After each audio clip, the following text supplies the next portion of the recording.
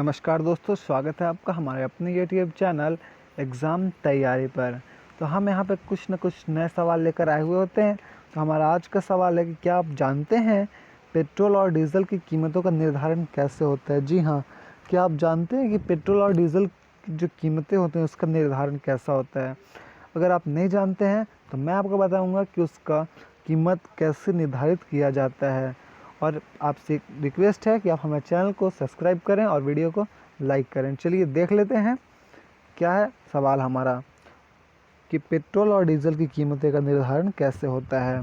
What is the tax on petrol in India? जी हाँ, भारत में पेट्रोल पर क्या टैक्स है? वर्तमान में अंतर्राष्ट्रीय बाजार में कच्चे तेल की कीमत बहुत कम है, लेकिन केंद्र और राज्य सरकार द्वारा लगाए गए करों के कारण भारत में पेट्रोल और डीजल की कीमतें बहुत अधिक है। पेट्रोल और डीजल पर कितना टैक्स लगाया जाता है यह हम आपको आज बताएंगे इस वीडियो में। चलिए देख लेते हैं। भारत अपनी ज़रूरत का करीब 80% तेल आयात करता है तथा यह भारत की सबसे बड़ी आयात की जाने वाली वस्तु है, जिसे कि आइटम कहते हैं वस्तु को। अंतर्राष्ट्रीय स्तर पर कच्चा तेल प्रति बैरल के हिसाब से बेचा जाता है। एक बैरल में करीबन 159 लीटर 160 लीटर के आसपास जो कि कच्चा तेल आता है। और सऊदी अरब जो है भारत के लिए सबसे बड़ा तेल निर्यातक देश है। कौन सा देश है? तो सऊदी अरब। चलिए आगे देखते हैं। पेट्रोलियम पदार्थों के खनन से लेकर इस्तेमाल होने तक की पूरी प्रक्रिया क्या है?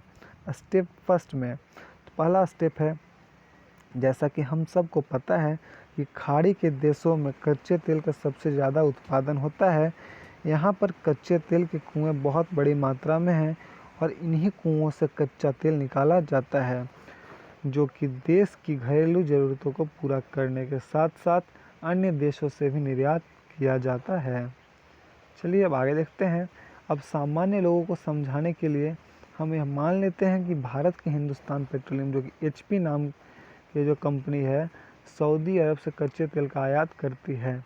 हिंदुस्तान पेट्रोलियम सऊदी अरब की किसी कंपनी से तेल का आयात करती है और समझौते की शर्त के अनुसार सऊदी अरब जो सऊदी कंपनी है उस कच्चे तेल को नज़दीकी भारतीय बंदरगाह पर पहुंचा देती है। इसे FOB कहते हैं, जो कि फ्री ऑन बोर्ड। चलिए अब आगे देखते हैं। स्टेप 2 में समझौते के अनुसार तेल की परिवहन लागत को भारत की हिंदुस्तान पेट्रोलियम को वहन करता है। इसे ओशियन मूल्य, जो कि ओशियन प्राइस कहते हैं। इस प्रकार अब भारत के बंदरगाह पर पहुंचे तेल की कुल लागत होगी। कैसे होगी वो बताते हैं। तेल की लागत FOB मूल्य प्लस ओशियन का जो मूल्य होगा वही आपकी तेल की लागत होगी। अब स्टेप 3 में देखते हैं। जब तेल से लदा जहाज़ भारतीय बंदरगाह पर पहुंच जाता है तो केंद्र सरकार इस पर आयात कर, सीमा शुल्क, बंदरगाह शुल्क की बंदरगाह के लिए प्रयोग के लिए लगती है। साथ ही बीमा कंपनी को भी बीमा शुल्क का भुगतान किया जाता है। ये सभी भुगतान हिंदुस्तान पेट्रोलियम ही करती है। चलिए आगे देखते हैं। अब हिंदुस्तान पेट्रोलियम इस कच्चे तेल को तेल परिशोधन कारखानों, जो कि ऑयल रिफाइनरीज तक पहुंचाती है ताकि वह यह प्रयोग करने में योग्य हो जाए। यहाँ पर इसी कच्चे तेल को विभिन्न क्रियाओं से गुजार कर इसमें से पेट्रोल, डीजल, मिट्टी का तेल तथा अन्य पदार्थ भी निकाले जाते हैं।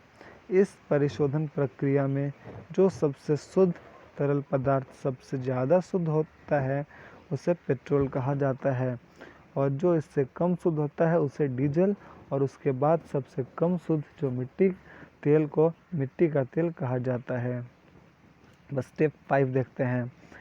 अब इस परिशोधित तेल को तेल विपणन कंपनियों जैसे कि Hindustan petroleum, Bharat petroleum, Indian oil corporation इत्यादि द्वारा रिटेल स्टोरों या अपने अपने पेट्रोल पंपों को भेज दिया जाता है। इसकी परिवहन लागत भी तेल विपणन कंपनियां ही वहन करती हैं।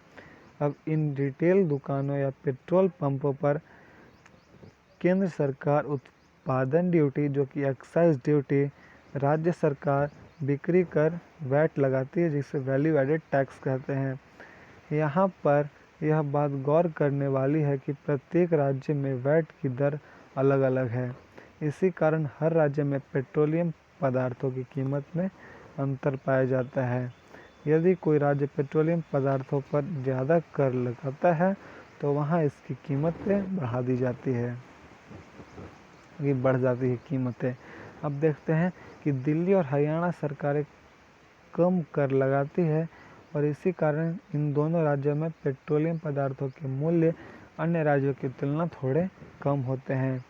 इसी स्टेज पर तेल विपणन कंपनियां अपना मुनाफा भी कुल मूल्य में जोड़ देती हैं। अब स्टेप 7, अब इन्हीं पेट्रोल पंपों से डीजल और पेट्रोल उपभोक्ताओं तक सीधे इस्तेमाल के लिए पहुंचा दिया जाता है और ये भी जाता है।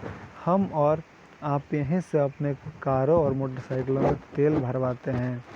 अब तेलों का मूल्य निर्धारित कैसे होता है निर्धारित, तो जिस मूल्य पर हम पेट्रोल खरीदते हैं उसका करीब 48% उसका बेस मूल्य होता है। इसके अलावा करीब 35% एक्साइज ड्यूटी, करीब 15% सेल्स टैक्स, कस्टम ड्यूटी 2% लगती है। पूरी प्रक्रिया को समझाने के बाद अब हम यह जानने के प्रयास करते हैं कि तेल का मूल्य कैसे निर्धारित होता है। इसे इस चित्र के माध्यम से समझाया जा सकता है।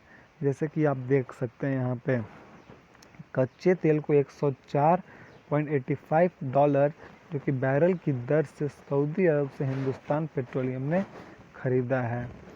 अब इस समय डीलर ने चुकाया 44 रुपये लीटर। उसके बाद एक्साइज ड्यूटी और शिक्षा कर के रूप में भुगतान 9.48 रुपये।